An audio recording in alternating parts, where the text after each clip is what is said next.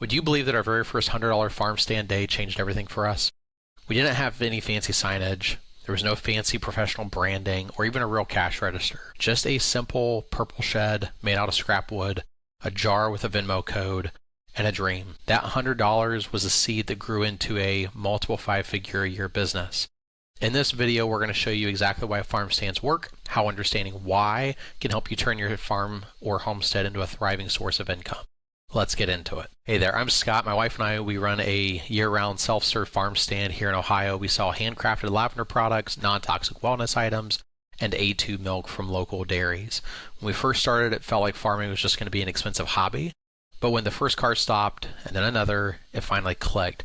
People want local and they want to be able to support in their own communities. They want freshness, honesty, and a connection that matters. So today, we're going to dive into this, the reason why behind farm stands work, because once you understand this, the how becomes much easier. All right, so what's going on? Why farm stands work? This is really the benefit with local selling local products. I want to remind you, if you find this content to be helpful, please hit the like button below, and please subscribe to this channel to help us get this content out to more amazing people just like you. So a little bit about us. So my name's Scott, my wife Lydia. We run a basic farm stand. The picture that you see here is truly the first farm stand that we created. It was made out of scrap lumber, threw together with some basic stuff here from our own farm. Painted it purple because we sell lavender products. We have a lavender farm right here in Ohio, but the farm stand was really the thing that kind of kicked us off to growing other things, to getting a much bigger connection. But it started simple. It started small. It didn't start with this huge setup. It didn't start with a big, beautiful boutique. It literally started with this lavender farm stand, this purple farm stand made out of scrap lumber, just with some simple stuff. All right. The metal was refurbished from a chicken coop here on our property. The majority of this wood was already used here on the property somewhere else, whether it was from a chicken coop, whether it was just extra wood that we had stored in a garage. It was just extra stuff. We had a simple hand-painted sign out front by the road that just simply said open or closed, and we would put a couple of homemade flags out on a stand just to help people know who we were, where we were, and that they're pulling into the right driveway. Because when you live in the middle of nowhere, people don't know where they're going. So this is how we got our start. What we have since turned that into is a shed that we bought. This was a repossessed shed. It's a 14 by 20, I believe, are the dimensions. Again, nothing pretty, nothing fancy, but it's something that we took and we began to slowly build it out. So inside, it looks like a finished building. So here's a few pictures from inside. The floor is still just painted plywood. There is nothing fancy about the floor, but it does have insulation. It does have drywall. It does have electric. It looks like a finished building when you go inside. We do have a commercial fridge, and now in addition to this, we also have another commercial fridge. We have a freezer that you can store just basic stuff in just for a pickup location. We don't retail the dairy. We don't retail the milk. This is simply just a storage spot for us where we have a place where we can drop products at in between going to places, in between going to deliveries, things like that. So our farm stand got its simple start with that purple scrap wood stand. After, I believe it was 2 years of setting that up and tearing it down, we realized we needed to do something different. We needed to have a better design, a better setup. It needed to be more weather resistant rather than just us taking products out every Thursday, Friday, and Saturday and setting it up and hoping that people would come. So we got this shed. It was completely down to the studs. It looked like a shed on the inside. But over time we have renovated it and fixed it up. The sign that you see now there on the far left, it was handmade by a local business that we have. Not that we have, but as a friend that we have to our business.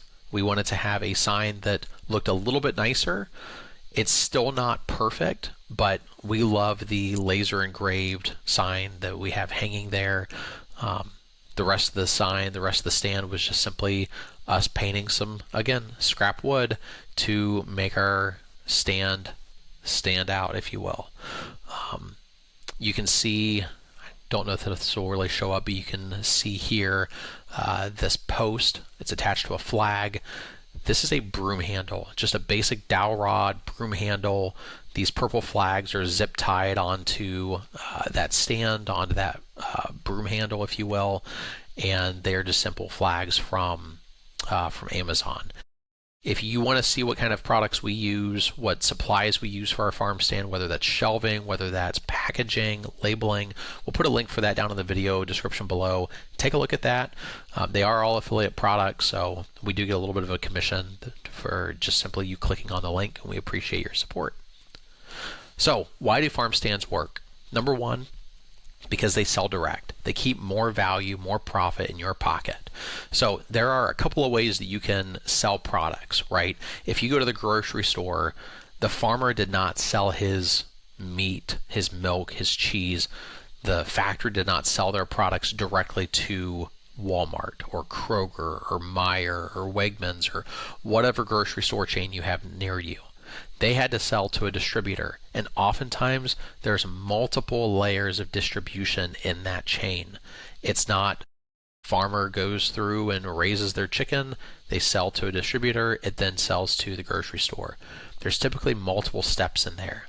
Every time you have an extra step, it means less value, less profit goes back into your pocket as the owner.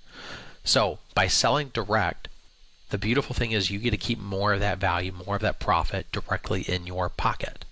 So when you control your story, your prices, your future, you get to win. And the beautiful thing is you get to keep more money where your pocket is. Number two, the other reason why farm stands work is because people don't buy just food and products. They buy a feeling, they buy a relationship. When you go to the grocery store, you may not be thinking through that. You may not be thinking, I really need to feel something to pick up this, bag of apples, or to pick up this meat, or to pick up, this bag of chips. But what does that food give you? What do those products give you? They typically give you a feeling of satiety or a feeling of fullness, maybe just a pleasure sensation, if you will. But when you buy food or products from a small business owner, you're buying a relationship. You're buying a connection. You're buying that time, that feeling, that community presence. So as an example, when you come and you shop from us or from other lavender farms, one example is you might get exposed to wildlife. Kind of a cool thing. When you get exposed to wildlife, you get the sun on your face, you get the vitamin D from the sun, you get to feel the warm air, the warm breeze. There's something with that. You have a connection back to nature. When you can take our products, the lavender that we have, we turn it into various products like our lavender tallow butter, our lavender tallow balm, our lavender linen spray. We also make a lavender syrup that you can put in your drinks and things like that. When you can buy directly from the consumer, when you as the consumer can buy directly from the farm, directly from the business owner, there is a sense of worth, there's a sense of value, there's a sense of connection back to that product or back to that person. You can also incorporate a connection through agritourism activities. So here's another lavender farm that does yoga in the field. They do a kind of a lavender tea, if you will, or just a picnic in the field. You've got goat yoga over here going on. Getting that connection, getting that close connection back to nature. Again, when you can get immersed and get connected to the owner, and you're buying that product because you are feeling connected to it, you as the business owner get to keep more of that profit in your pocket. You also get to build a connection to your customer. You get to support their search for a feeling of, wholeness or wellness or just feeling full. But the idea is that growth doesn't happen quickly. It all happens slowly. Oftentimes, this takes months or even years to develop. It does not happen all at once. I know for us, when we first looked at farmers and farm stands in our community, we just kept seeing like the impossible. We kept seeing like there is no way that we can ever get to this level, whatever that level is. There's no way that we can ever sell to a customer. There's no way that they'll ever buy from us. And the reality is that's not true. People will buy from people that they know, that they like, that they trust. And if they don't know you because they can't find you, they don't like you because they've never met you, they've never connected with you, they don't trust you because they've never seen you, heard about you, or know anything related to you, they're never going to buy. They're never going to move past the stranger to a customer perspective. The other thing is that you start thinking that there's these plateaus that you just can't surpass, that you can't get to. And maybe that's getting $100 in a week. You're like, Scott, I can't sell $100 worth of product. No one will buy my whatever. No one will buy my tomatoes. No one will buy my sourdough bread. No one will buy my honey. The reality is they don't know much about you, likely. But I bet if they knew you, they liked you, they trusted you, they would probably buy from you. So growth happens slowly. Maybe you have a $100 week, and that's like your first goal. You're like, man, I sold $100 of product this week. That's so cool. I may not be able to come home from work, but that's so cool that I at least got to $100 this week. And then you might get to $100 a day. All right, this starts feeling a little bit more productive. This starts feeling a little more possible. And then maybe the next goal that you set is $1,000 a year. Okay? You're like, I can't sell $1,000 in a year. It's easier than you realize, and I bet you can do it. And then maybe it's $1,000 in a month, $1,000 in a week, and $1,000 in a day. By the way, each of those steps are certainly possible. We've done it, and we've done it multiple times. So we know that it's possible. We know that it can be done. But the reality is it takes time. It's going to happen slowly at first. As an example, it took us an entire month of setting up that purple farm stand before we ever made a sale. We set the thing up every single Thursday, Friday, and Saturday for a month before we had our very first sale. You're like, man, are you guys crazy or something? Yeah, I think we are.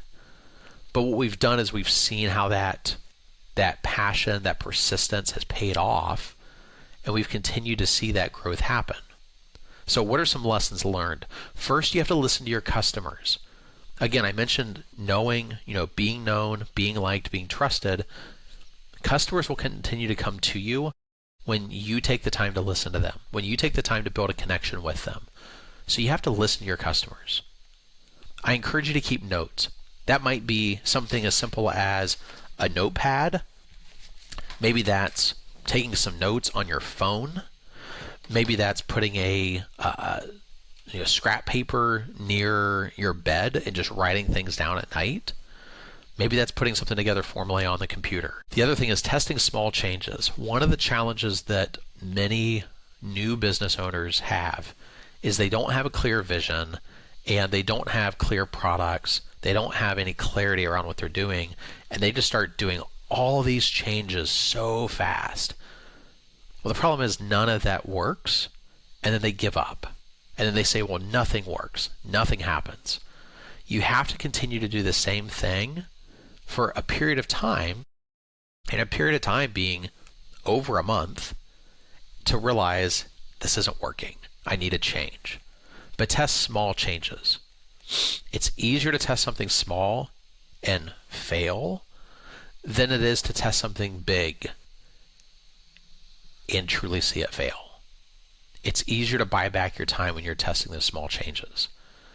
The last thing, be consistent. Don't change so many things that it becomes this burden for you. Do the same thing It's okay that you don't have variety in the beginning. It's okay that you have the same products in the beginning and you're just testing the waters. That's okay. Be consistent. So here are some common problems. Doing way too much too soon. All right. I find that a lot of new business owners, especially farm stand owners, home style bakeries, they want to do everything. The problem is when they try to do everything, they essentially do nothing because they don't do any one of those things right. They don't do any one of those things well. They just get lost in the mess and it feels so heavy. It becomes such a burden and you're taking on way too much too soon. Do one thing. Do one thing well. Keep doing that thing and do the next thing. Once you establish doing that thing well, now you're doing two things really well. Then add on a third thing. Once you do that third thing well, now you've done three things well and you keep moving forward. So don't try to take on everything at one time, but allow it to be kind of a snowball, if you will, a stair-stepped approach, take your time with it. Number two, inconsistent hours. So two things, inconsistent hours and too many hours are kind of two big common problems. So first, trying to be open all day, every day. You can't do that. You are going to burn out. I guarantee you're going to burn out. Don't set yourself up to fail. Pick 2, maybe 3, maybe 4 days at the most that you open up for. And you have specific hours. So for instance, we chose initially Thursdays, Fridays, and Saturdays. And we set up from 9 a.m. until 6 p.m. every single week. Every Thursday, Friday, Saturday from 9 a.m. until 6 p.m. and then on Saturdays 9 a.m. to 3 p.m. People knew when we were going to be open. They didn't have to ask. They didn't have to question. They knew when we were going to be open because we had consistent hours. We posted on social media. We posted on our Google business profile. We posted on our simple one-page website. That's what we did. Another common problem, poor signage. This does not have to be elaborate signage, okay? Please don't think that you have to have this mega sign, that you have to have this beautiful setup. You don't. You saw what we started with, a simple purple farm stand that I made out of scrap lumber, scrap metal. That's all that it was. It was nothing fancy. And if my sign looked way too glamorous for that setup, there's probably going to be some discrepancies in there, right? So what did we have? We had a realtor sign that we had painted black, and then we wrote in white paint the word open. It was simple, and we would put it out when we were open, and we would take it down when we were closed. We also had a simple stand that had a broomstick flagpole with a purple flag, and it was zip tied to the broom handle. We still use the same zip tied purple flags today. And again, we'll have a link to some of our favorite items like those purple flags down in the description below, so you can take a look and see what are some of the things that we've started, what are some of the things that we've used that we have found helpful. But honestly, I think the biggest problem that people have is they don't have a game plan, they don't have a vision, and that's why they do too much too soon. They have open hours that are always open. They try to do this huge, beautiful, amazing sign because they're looking so far in the distance, but they can't see right where they're at right now. So you have to have a game plan. You got to have a vision for the future, but you need to know what you're doing right now. Without vision, you will only hit the unintended marks. It's like an archer trying to hit a target, but all he can do is hit everything around the target. He thinks he knows what the target is, but he's not really defined the target. When you have defined your target, when you have defined your vision, you can hit your goal nearly every single time. It's key, and you have to do that. So 3 things that kind of come together, we call those the 3 amigos: the mission, the vision, and the values.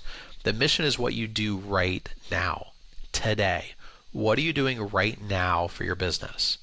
If you're still contemplating starting a farm stand, your mission is start. Do it. Get started now. The vision is where do you want to go? I want my farm stand to be the central hub for my community of offering healthy food options in my community. Awesome. Sounds good. It's not necessarily specific yet, but it's a really good start to get you in a direction. And your values, these are your guiding principles that you'll stick to no matter what. So faith, family, freedom, friendliness, community, health. What are your values that are going to be your guiding principles that when challenges arise, and challenges will arise, what's going to shape you? For us, it's faith, it's family, and honestly, it's just the connection of our relationship. Those are our values. That's what's going to define where we are at when bad things happen, when challenges arise. So, it's important that you answer 7 critical questions before absolutely starting. So we can talk about the lessons learned that we've had. We can talk about why farm stands work. We can talk about the challenges people have. But you have to answer these 7 questions before you ever start. Here we go. Who will you serve? Who's going to come buy your stuff? And you can't just say because I grow tomatoes that people are going to come buy my produce. People need to eat. That's not specific enough. Because when people will, yes, people need to eat. And yes, people need to buy food in order to survive. But they don't need to buy your tomatoes or your sourdough bread or your tallow soap or your goat's milk lotion. They don't need to buy your stuff. So the first question is, who will you serve?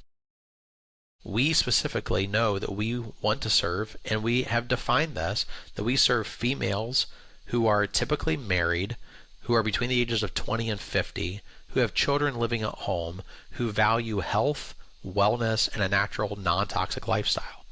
That's who we serve. I don't have that written anywhere. That's who we serve. We know that. We've defined that, and that is our target audience. That's who we sell to. So I'm going to ask, who will you serve?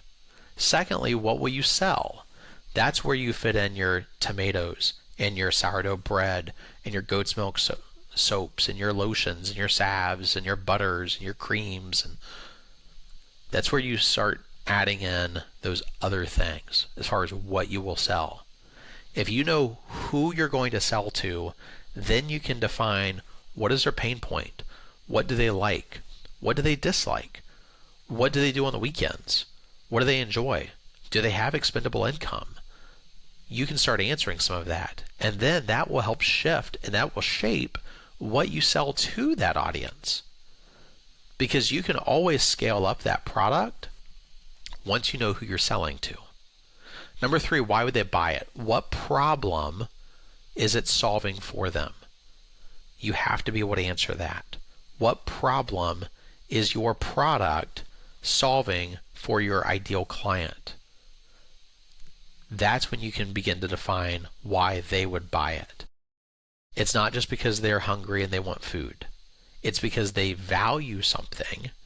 They have that feeling. They want that connection that we talked about. So what feeling are you fixing? Are you helping with? What connection are you giving them the opportunity to build?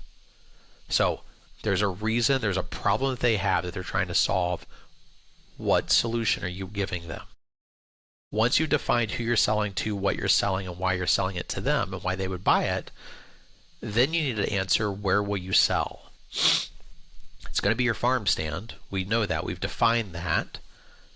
But maybe it's also selling through social media. Maybe it's also selling on a simple one-page website that you can start for free. Maybe it's going to craft shows or going to farmers markets. Where will you sell that? Maybe it's a hybrid approach of all of those things. But again, don't burn yourself out trying to do all those things. You'll not do any one of them well. Try to do one thing well first. Number 5, when will you sell? So is there a certain time of the day, a certain season? Is there a certain event that you're going to go to? So when will you sell your product? Again, we recommend picking dates, picking times that work best for you. 6, how will you sell? What is that going to look like? So again, how will you sell it? Is it going to be active sales where you're going out and you're meeting people face to face and you're there in person? Is it going to be going to markets where you have to interact, you have to exchange. It's very labor intensive. Will it be just passively where you put a link on a website and people just click on it and they pre-order it, they use like a Google form to do that? Again, that's free. How will you sell that? But the biggest question you have to answer is, why do you want to start a farm stand? So we can define who we're going to sell to, and we can answer the rest of these questions, but if you don't have that vision to begin with, you're never going to start your farm stand. So why do you want to start it? If you have not defined your target, if you have not defined your vision, if you have not defined what that future looks like, I'm going to tell you, you have not answered the question why you want to start a farm stand. You say, well, Scott, what are some reasons why somebody would want to start a farm stand? Great question. Maybe that's to have more income, so you can have more family time with your family. I think it's a great reason to start it. Maybe it's because you want to become a healthy hub in your community. Maybe it's because you want to eventually leave your 9-to-5. Maybe it's because you want an outlet, you want a creative outlet. Those are not bad reasons. Those are fine reasons. But until you have defined why you're doing this thing, whatever the thing is, and for these videos, I assume it's because you want to start a farm stand, until you've defined that, you're always going to be missing the mark. Because when challenges arise, you have to remember, what is my mission? What am I doing right now? What is my vision? What do I want to be doing down the road? And what values am I going to be holding to? So if you don't know how to answer those questions, I want to give you a free resource. Down in the description below, it is our Farm Stand Success 90-day roadmap. I think it's going to be a great help for you. It's a free tool. Just simply drop in your name and your email address and you'll get immediate access to it. It's actually part of our book we're going to be launching here soon, How to Start a Farm Stand, where we go into a lot more detail, walking you through step by step. What do you need to do? How do you set up a business? How do you set up a budgeting system? How do you deal with inventory? How do you interact with customers? A lot more things to discuss in that book. That'll be launching soon. Also, in the description below is going to be a link to our newly formed Facebook group, where we are simply just providing the same valuable information, providing you with resources on starting your farm stand, interacting with you, asking questions on how do you grow, how do you get started.